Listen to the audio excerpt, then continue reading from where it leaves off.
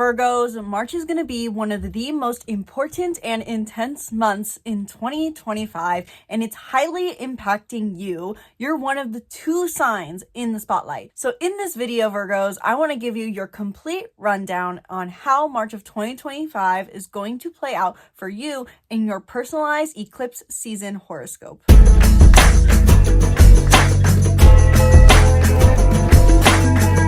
Hello and welcome back to the channel. I'm Isabel, your spiritual rebel friend, and today we are talking about Virgo's complete March of 2025 horoscope / eclipse season horoscope. These are basically one and the same, with an accentuation on how eclipse season specifically is going to affect you, because in March we will have our 2 eclipses. Our eclipse portal is basically already opened. It opened with the new moon in Pisces, which is happening now as of filming this on February 24th and peaks on February 27th. So in this video, I'm going to be giving Virgos their complete rundown, because Virgos, you are so in the spotlight this month. You're one of the 2 signs that are most in the spotlight. So in this video specifically, I'm going to cover the major themes for Virgos in March, how the Virgo and Aries eclipses will affect you, a chronological overview of additional transits in March and how they will affect Virgo, and practical tips for Virgos to work with this energy in March. So if you are someone who not only likes to take in the information of astrology, but know what to do with it, watch through to the end of this video where I'm going to share some practical tips for Virgos. Let's dive in. If you want to learn more on how this eclipse season is going to affect you, as well as how March is going to play out for you, book a reading in the link in the description below, where we can book either a 30-minute horoscope reading for the new or full moon / eclipses, or you can do a 1-hour reading where we dive into any and everything about your chart and transits and more. Sky's the limit with these readings. So book down below, learn more down below. First and foremost, what are some of the major themes coming up for Virgos in 2025? Virgos, March of 2025 is mainly for you revolving around your intimate relationships and your relationship with yourself. Your sense of self and self-identity and how that shows up in relationships that are shared is your main priority during this time. Over the last 2 years, since April of 2023, you've been really prioritizing and having to think about how you show up in your intimate relationships, whether that is physically intimate, financially intimate, independent, or something else in between. This doesn't have to necessarily be romantic relationships, but any sort of relationship where there's something that is shared, where there's something that is codependent on one another. This has been highlighted for you. And specifically how you find your own sense of independence within that field. Maybe you've been needing to be more independent in your intimate relationships, and that has been highlighted. Well, that theme is coming back for you. Possibly in last October, you felt like you were looking for a culmination on this kind of area of your life, your intimate relationships, and you didn't quite reach one. Now, with there being an eclipse in this sign and in this house for you, which I'll explain what in a minute that exactly is, these themes are basically coming back for you. And so you're really going to be thinking about once and for all what it is you need to initiate as far as independence and authenticity in your intimate relationships. You're also going to be reflecting a lot on your values in this area of life and the value intimate relationships serve for you, as well as the value of independence in these relationships, and doing more communication here. Quite literally, you might be communicating with a partner more, communicating new agreements, and also this is all reflecting what it is you feel you need to release in your sense of self-identity. This could be a month of potential identity crisis for you. If you want to know why this exactly is coming up, ask Libras how their life was in end of March, early April. So those are the overall themes, and the overall themes are because of the fact that we have 2 eclipses happening. The eclipse portal has opened, and we have 2 eclipses that are majorly affecting you, as well as all the 12 zodiac signs, or all 12 zodiac signs in general, but specifically you, because first and foremost, we are going to be having eclipse in your sign. So now I want to take some time to talk specifically about how this eclipse season is going to affect you, and then we'll go into other transits that are going to affect you as well that'll add to this energy. But if you're going to pay attention to any just one transit going on this month, just pay attention to the eclipses, because eclipses are key moments, key chapters, key mile markers in our journey, and they often bring unexpected change, new events, destined events that are meant to help you find your path. I also liked how Moon Omens described it. They said that it's like a door appearing. So new options out of nowhere seem to be appearing because this portal is opening up a new dimension of being for us. So first and foremost, how is the lunar eclipse going to affect you? On March 14th, we will have a lunar eclipse in Virgo, your sign. And this plays out with, or comes into play with the current story we have going on with the North and South Node. As of January 11th of 2025, we had the South Node enter your sign, Virgos, which means you're cleansing out, releasing what no longer serves in relevance to your sense of self and self-identity. This applies to Virgo Sun, Moon, Rising to some degree, mainly Sun. And you probably heard all about this in my video that I'll put up above because so many of you watched my Virgo horoscope for 2025, 70,000 of you, which I appreciate so much. So thank you guys so much. Let me know if you appreciated that in the comments below, and let me know if this is starting to resonate true. Point being, with there being a lunar eclipse in your sign, this gives us the first taste, and you specifically, Virgos, the first taste of what changes are going to be taking place in your sense of self-identity over the next 18 months. So until roughly July, I believe, of 2026, you have massive changes happening in your sense of self, your appearance, how you show up in the world, how people perceive you, and how you perceive yourself. This really is the time to shift how you see yourself and how that shows up in the world. And so with there being a full moon lunar eclipse in your sign on the 14th, what this does is that it brings you this sense of first initiation of realization, shining a light on what parts of your sense of self are no longer serving you that may need to be released. Whether or not you release them yet, that is up to you, or based off of how things are playing out for you in your personal life. This could just simply be the realization for you that you need to release something in your life. And then we get later into the Aries solar eclipse, which is wrapping up a story that started in April of 2023. I cannot stress this enough. The solar eclipse in Aries on March 29th is huge, and it's wrapping up a story you've been waiting to wrap up since April of 2023. When we had the North Node in Aries, and for you, Virgo specifically, you started prioritizing growing in your intimate relationships, and specifically growing into more independence and healing your relationship with assertion, especially because Chiron was here in the same sign and still is.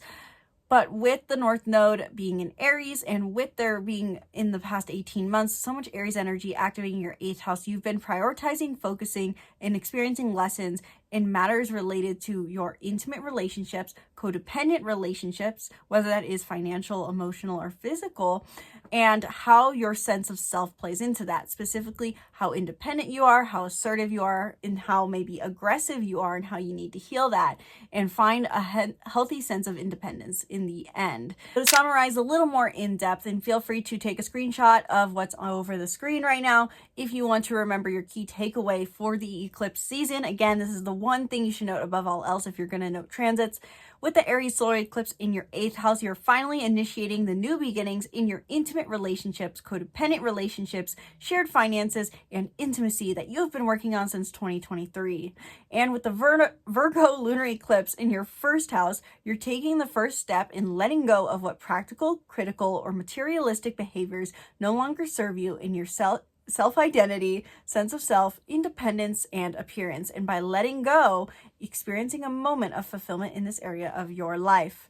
Remember to ask yourself, what independence and authenticity is my soul ready to initiate in my intimate relationships? And what perfectionistic, materialistic, or critical behaviors do I need to let go of in order to feel true fulfillment in my self-identity, sense of self, independence, and appearance? Maybe you can simply start by ignoring the fact that I have a double space on accident in that final sentence on the ask yourself, does it really serve you? I know it doesn't serve me to currently hire a typo editor, so please ignore that one. So that's your key summary with the Virgo and Aries eclipses. But we also have a lot of other transits happening that are going to affect you as well, Virgos, that are going to accentuate and taint or paint the picture more of how this Virgo and and Aries eclipse season is going to play out for you. Because yes, in the end, the Virgo and Aries eclipse are the main themes. Everything's going to revolve around the build up to these moments.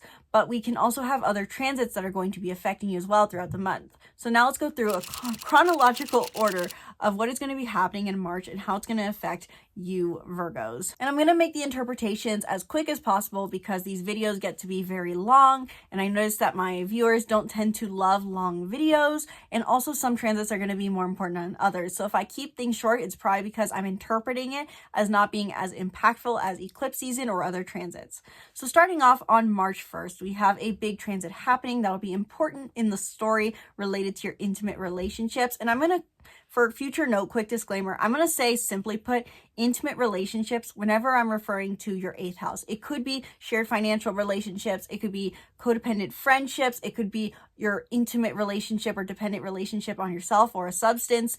But I'm going to just say intimate relationships because this is really what the 8th house revolves around. Intimate in the sense of close, intimate relationships. So point being, March 1st, we have Venus station retrograde at, I believe, 10 degrees of Aries in your 8th house. And so this plays into the story of whatever it is you're going to initiate around the 29th of March, meaning that you first need to assess your values of independence and your maybe even finances in your intimate relationships. Usually I would say that Venus is the planet of love, wealth, and values equally, but given that this is in your 8th house and it has to do with shared relationships, intimate relationships where you're reliant, I could see this potentially playing out for you, Virgo, as Virgo is going to be painted in a picture for the most part of assessing and retracting maybe your values in your intimate relationships, trying to maybe draw back in how much you give or how independent you potentially are, in the sense of maybe you've been learning that you need to be more independent financially and emotionally in your relationship. And when Venus stations retrograde in this same sign as the eclipse is going to be in Aries, you may find it harder to be that independence in a positive way. And so you may feel this sense of retraction around the value of your independence, asking yourself, does it really serve me to try to be authentic and independent? So that's going to be a huge theme that plays out for you. In the end, with Mars or Venus being retrograde in Aries for most of the month, but not all, it's highlighting the desire or the benefit that can be found by reflecting on your values. So this is not just, oh my God, crisis, I feel this sense that I can't be independent in my relationships. The point of Venus going retrograde is to assess the values of what you're doing, specifically in your intimate relationships for you, Virgos, and how assertive and independent and authentic you are in this realm. Then on March 2nd, we have two aspects happening in relevance to Pisces, which is what you're currently growing towards. And so basically on March 2nd, when we have Mercury in Pisces conjunct Neptune in Pisces, and the Sun in Pisces squaring Jupiter in Pisces, your need to communicate your growth and focus on your relationships and communicate in your relationships is impactful. It's highlighted, and your career may be at odds with this conversation. In the sense, to break that down more and not sound fear-mongering, when we have Mercury and Neptune in a conjunction in Pisces, what this does for you is it adds a sense of communicating your ideals in your intimate or your one-on-one relationship. So this could be friendships. This is your 7th house for you. Remember that the North Node is in Pisces in your 7th house. So over the next 18 months, you are growing towards more compassion, empathy, and unconditional love in your relationships, in your one-on-one relationships, in your friendships and your partnerships and romantic relationships. And so when Mercury forms a conjunction to Neptune in Pisces on March 2nd, you may be communicating something very important in matters related to your one-on-one relationships during this time. It could be coming from disillusionment or idealism. And the Sun in Pisces is also forming a square to Mars, Jupiter in Gemini. And with this square, there may be this feeling of, you know who you need to be in your relationships, but how does that fit with your career? And how does this fit with the curious, intellectual, data-focused, potentially version of yourself that you are in your career? Because Jupiter in Gemini has been expanding your career, but this may not be always the best expansion in matters related to how that affects your one-on-one relationships. So point being, March 2nd, there's a focus on your growth. I would say that's your key takeaway. Then on March 3rd, much more importantly, we have Mercury entering Aries, which heightens your communication in your intimate relationships. and focusing on the value and need to communicate yourself assertively, but not aggressively. How do you communicate like an Aries? How can you communicate like an Aries in the positive in your intimate relationships? Communication in your intimate shared relationships is highlighted with this event, and it's going to play a role in how you exactly initiate something new when we have the eclipse on the 29th. So pay attention to how you're communicating from March 3rd onward until I mentioned when Mars goes retro, or Mercury goes retrograde, not Mars. 2 days later, on March 5th, Mercury in Aries is going to form a sextile to Pluto in Aquarius. So here's the dynamic that I'm seeing playing out for you, Virgos, because we actually have multiple sextiles. I believe 4 sextiles happening between Aries energy and Pluto in Aquarius, with different planets involved. But Aries and Aquarius are working together a lot this month. And for you, that is your 6th house of health, habits, and routines, and your 8th house of intimate relationships. So your health and your habits are serving you in your intimate relationships, and vice versa. Your intimate relationships and you are working with your health habits. The important thing to note here is Aquarius is your 6th house, and this is innovation. So I would recommend looking back to January and February when we had more Aquarius energy. Was there anything going on with your health, your habits, your services, your routines that you're trying to innovate? Were you trying to be different here? Were you trying to change patterns here? These could be themes that are coming back in the positive as reinforcements, basically. So on March 5th, when we have this sextile between Mercury and Pluto, Mercury being in Aries and Pluto being in Aquarius, what this could mean for you is that you are able to communicate a need in your routine, or communicate something that used to be a blockage or a wound and transformed, a wound that you've recently transformed in your health habits. On March 8th, we have some of those themes of understanding the difference between your one-on-one partnerships and your intimate relationships coming back, when on March 8th, we have the sign in Pisces trining Mars, which recently stationed direct in Cancer. And the reason I want to note this is it really highlights this important difference that's going on for you, Virgos. Over the last 18 months, the North Node has been in Aries for you in your intimate relationships, highlighting the need for independence and authenticity in your shared relationships. But at the same time, now that the North Node is in Pisces, this is your 7th house, which is one-on-one partnerships. And so I really want to highlight for a minute the difference between the 7th and the 8th house and how this plays out with the March 8th trine, because it's going to be important for you to note throughout this month and throughout this 18-month journey, what is the difference between a shared relationship versus a partnership? What is the difference between a more so superficial, where we have separate resources relationship, versus one where we share resources, where we share our emotions deeper? How does codependency basically, in some form or fashion, it change what your needs are in a relationship? That is really what's highlighted with this Aries and Pisces energy. Maybe you need more independence and authenticity in a relationship that is shared, and maybe you just need more empathy and unconditional love in your one-on-one relationships, both giving these things and receiving these things. I want to know it's not just about being better, Virgo. So point being, the reason I brought that up is with the sun in Pisces trining Mars in Cancer, what this can bring up for you, Virgos, is this feeling of being able to understand how your growth really more so fits into your purpose. If I'm calculating correctly here, which I believe I am. Yes. So with the trine between the sun in Pisces and Mars in Cancer, this may feel like there's an understanding of your greater purpose, taking action towards a sense of meaning, and that helps you align with what you need to do next in your one-on-one partnerships. So it just gives more of that positive energy. Then on March 12th, as we get closer and closer to the 14th, when we have the eclipse in Virgo, the sun in Pisces conjuncts Saturn in Pisces. And this plays on the trine that happens on March 8th. You may be adding an extra layer of discipline to what needs to be done in your friendships, in your partnerships, to remain in a state of unconditional love and receiving unconditional love as well. Then on March 14th, we have the full moon total lunar eclipse in 23 degrees of Virgo, which is forming a positive aspect to Uranus in Taurus. So during this lunar eclipse in Virgo, not only are you reflecting, realizing, shining a light on the things that need to be released in your identity, but Uranus is coming into play, which is forming a positive aspect and bringing you potentially more, what would that be? That's your 9th house. So that would be a deeper understanding of your personal philosophy, your personal ideologies, and those are working together with your sense of self-identity. So since 2019, you've been changing your way of seeing your personal ideologies. You've been renovating your ideologies. And now with this lunar eclipse in Virgo forming good aspect, your personal ideologies could hit a turning point. Something unexpected could happen that changes your personal beliefs, and that can help you release what no longer serves you in your sense of self-identity, and also be the unconditionally loving person you want to be in your one-on-one relationships. The next day, after we have the full moon lunar eclipse in Virgo, we are going to have Mercury station retrograde at 9 degrees of Aries.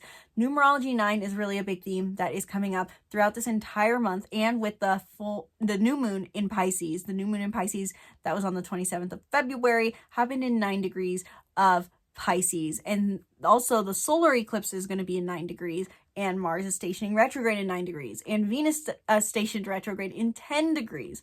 So there's this theme around numerology 9, which numerology 9 is all about the culmination, the turning point, the fulfillment, the reward, very similar to a full moon, to put it very simply. So point being, with Mercury stationing retrograde, you're revisiting conversations in your intimate relationships right after you have had, basically, how I see this playing out for you, Virgos, is the week of the 14th, you could be going, okay, I realize what I've done wrong. I realize how I need to change. I realize who I want to be and release. Now I need to go re-talk to the people and revisit conversations with those who are closest to me to talk about how we can really have a better relationship with one another, and what needs to be reassessed in what we share and what we don't, whether that's finances, whether that's emotions, whether that's physicality, whether that is mentality and intellectual connection. One thing I missed in my timeline that I accidentally jumped over: on March 11th, Mercury in Aries, before it stations retrograde, is going to conjunct Venus in Aries. So this could be a time where Venus is retrograde, Mercury is direct. On March 11th, before we have the peak of that full moon lunar eclipse, you may be realizing and communicating a value that you're revisiting in your intimate relationships, playing into those themes of revisiting conversations. You're going to have this sense of clarity on, oh, maybe this is a value that I need to either release or that I need to embody in my intimate relationships. A quick note of a transit that I really don't want to emphasize very much, but just because this is your complete March of 2025 overview. On March 19th, Juno, the asteroid of commitment, is going retrograde in Sagittarius at 1 degree of Sagittarius. So this could emphasize maybe something happening or a reflection in your home life of some kind. Again, don't want to touch on that very much. Then on March 20th, which I don't understand how I got rid of my page saying this, I don't know where it went, possibly. Oh, there it is. See, I wasn't scrolling all the way on my computer. On March 20th, Aries season begins, which starts to charge the energy of your intimate relationships. This really, from March 20th on, this is when you're going to start shifting into, instead of focusing on what I need to release in my sense of self-identity, this is what I need to do in my intimate relationships. So when the sun enters Aries, you feel more vitality and energy to work on these issues, which then comes into play on the 22nd. But first, before we get into the 22nd, on March 21st, Vesta goes retrograde in Scorpio in 18 degrees. The only reason I want to bring this up is because you can look back to February 23rd to think about what was happening in your, your daily network and your communication, since Scorpio is your third house. What was going on with, what were you feeling specifically that you may need to be devoted to and passionately devoted to in how you speak with your daily network, how you communicate on a daily basis, and the people you surround yourself with on a daily basis? When Venus goes, or Vesta goes retrograde in Scorpio, you may be reflecting on those things that you're saying you need to be devoted to. You can get more information on that grand water trine. I will put a card up here, and I'm giving a really exaggerated movement because I always forget to put these cards in. And then on the 21st as well, we have that second sextile. Venus retrograde in Aries forms a sextile to Pluto in Aquarius. And this could mean, simply put, that the values you're reflecting on that are beneficial and not in your intimate relationships could be working together with what you know you need to change in your health and habits. So again, just looking back to when that last sextile was, and you can see kind of similar themes coming up on the 21st, but instead of communicating something, this is a reflection of values. Then on the 22nd, the sun in Aries conjuncts Venus in Aries right after it makes it that sextile to Pluto in Aquarius, and this could mean that you are really focusing and thinking about the values that are showing themselves in your intimate relationships. There's a lot of reflection on values, a lot of pulling back on values, a lot of withdrawal in maybe what you give in your relationship or what kind of love you feel you receive in your relationship. And this could be challenging. I would like to say overall that this is a positive thing for Virgos to learn to assess what values are serving them and which aren't. But this could also mean that you feel a bit of reluctancy or withdrawal because that naturally presents itself with retrograde. So be patient with that. On the 23rd, we have once again a sextile. The sun in Aries sextiles Pluto in Aquarius. And so then you may feel again some sense of vitality in understanding more and more what it is you're going to be initiating in your intimate relationships with all this assessment work you've been doing on your values, all this reflection, all this introspection, all this communication. And again, Pluto and Aquarius could be working with you to say, hey, this is what you need to innovate in your health habits, or by innovating this in your health habits and changing this, you could find that this journey towards independence and authenticity in your intimate relationships becomes easier. So it's a two-way street. The Aries energy is supporting Aquarius energy in your health habits, and Aquarius energy about your health habits is supporting your Aries energy. And as we get closer to the end of March, Virgos, more and more the priority becomes, okay, I need to change and initiate something once and for all in my intimate relationships. I've spent the whole month reflecting on my values here, communicating here, and seeing how my health and habits plays into this, and had some clarity even more so on what the difference is between an intimate, shared, codependent relationship versus what an independent relationship looks like. And I'm realizing more and more that possibly I need more independence. So then on the 24th, the sun in Aries conjuncts Mercury in Aries. So then you could be making that beginning communication that is going to become more highlighted as we have the new moon in Aries. So your communication can be highlighted. You could start having more conversations around intimate relationships and independence. And I want to quickly note that if you're not in an intimate relationship, this could be communicating with yourself about what kind of intimate relationship you want. Or if you are divorced, and this could be communicating your needs to yourself going forward. This could be communicating with someone who you're financially dependent on. This could be communicating to yourself about what your shadows are that block you from the intimate relationship you want. So I know I've been focusing on in this reading about what it means in relationships, but I want to note that there's many different kinds of intimate relationships we can have, and not to mention the intimate relationship with ourselves. And also this could be communicating just what our needs are to ourselves in this area of life. I know oftentimes 8th house energy for me, usually it's not things happening in my relationships, though it can be sometimes.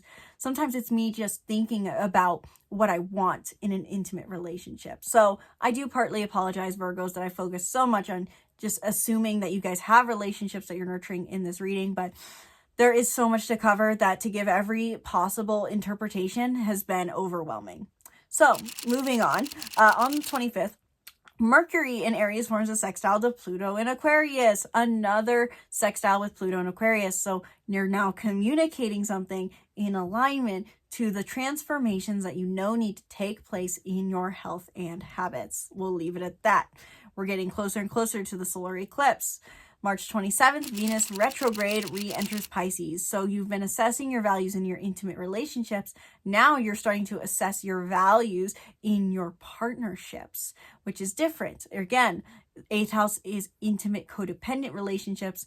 7th house is independent relationships, where we're not reliant on someone but enjoying their company is really the idea with Pisces 7th house energy. So when Venus retrograde re-enters Pisces and is conjunct Neptune in Pisces, you may start to contemplate the ideals you want to uphold in your one-on-one partnerships. And I think this conjunction with Neptune is beautiful as well, because Neptune is said to be the higher octave of Venus. So you may really feel the sense of rose-tinted glasses, realizing what needs to change in your shared dependent relationships, in your codependency patterns, and instead be idealizing the independence that you need to uphold in relationships to be more unconditionally loving and unconditionally loved.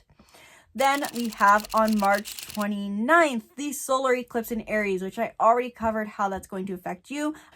On the same day as the solar eclipse in Aries, Mercury retrograde re-enters Pisces and is conjunct Neptune. Quickly summarize that Mercury in Pisces is going to mean maybe you're communicating in your one-on-one relationships, as well as initiating a new change in your intimate relationships. And then on the March 30th, Neptune enters Aries, which means you're upholding now idealism in your intimate relationships. All that reflection work you've been doing, all the reflection on your values, all the communication, all the new initiation that you've done in your intimate relationships, dependent relationships. Now you are going to be able to take a breath and just uphold ideals here, so to say, and wear rose-tinted glasses on the whole topic, so to say. So now that you have your complete overview for the month of March, as well as eclipse season, Virgos, what do you do with that information? So I want to give a few tips for Virgos on what your key takeaway is with all this obscene amount of data for how March is going to play out for you. What should you do? What do I recommend? First and foremost is think about and reflect on what the difference is between a codependent and independent relationship. Really coming back to what I mentioned earlier. The 7th house and 8th house are different, and they really represent the difference between the depth of life and the depth of connection and the depth of intimacy versus the joy of partnership. How and what are the differences between these two to you, and how can you incorporate independence in your intimate relationship and unconditional love in your partnerships? So there's really 2 tips in there, really. I guess then the 2nd/3rd tip, I'm not going to number these because I don't even know how many tips I've given at this point or how to define them. But the next tip I'd give for Virgos in March is to focus on compassionate but assertive communication, since we're going to have a lot of Mercury energy in Aries, as well as retrograde in Aries and retrograde in Pisces. There is a bit of a focus here on trying to speak clearly, but without anger, making sure that you're channeling your emotions well with that. Also, probably the final tip I'll give to Virgos, because I could go on forever with how much you can do with this eclipse energy, but the last tip I'd give to Virgos to utilize this energy to their benefit is to look back to April of 2023 and April of 2024. What was going on in your intimate relationships or your view of codependent relationships during that time? What was your view on codependency? What was your view on needing someone, on relying on someone, on being supported by someone? And what was your relationship like with independence within this topic, whether you were in a relationship or single? Because these could really be themes that you're now finally initiating, realizing, culminating during the solar eclipse in Aries. And so by understanding the root of what it is you're reaching for, you can better achieve your results. So what was the root at what you were going for and wanting in those 2 periods of time? You can also look back to September/October of 23 and 24 as well, but not as necessary since it wasn't an Aries solar eclipse, new moon eclipse. So look back to then as well. Virgos, let me know in the comments below. Did you like this new format that I'm testing out with this eclipse season horoscope, March horoscope? And let me know in the comments below if this helped you and if you're feeling this energy. What did I miss in regards to eclipse season, in regards to March, that you were hoping I touched on? Let me know in the comments below, and hopefully I'll film a follow-up video answering those questions. And if not, be sure to book a reading in the link in the description below, where we can either in 1 hour dive deep into any and everything about your chart, cover anything transits, anything in your natal chart, any of your personology, numerology, Enneagram, Myers-Briggs, and so much more. Sky's the limit. Or if you just want your quick key takeaways on, Isabel, just tell me what to do. What am I supposed to expect? I can't take in that much data. I just want to know what I should do and what I need to know. If you want just the bare minimum information, if you want it quick and simple and easy, book a 30-minute reading down below where we can cover your new moon/full moon horoscope for the lunar eclipse in your sign, Virgo, as well as the solar eclipse in Aries. Thank you guys so much for watching this video. I sincerely hope you enjoyed, and I'm going to do my best to get all of these horoscopes out. They're probably going to be getting shorter and shorter by the sign, just because there's so much information to cover and I do not have all the hours in the day. So be sure to subscribe to the YouTube channel. Give me your feedback on if you like this format or what you would like different, and I will listen. And stay tuned for more videos breaking down the stars. Thank you guys so much for watching. Once again, my name is Isabel, and from my heart to yours, namaste.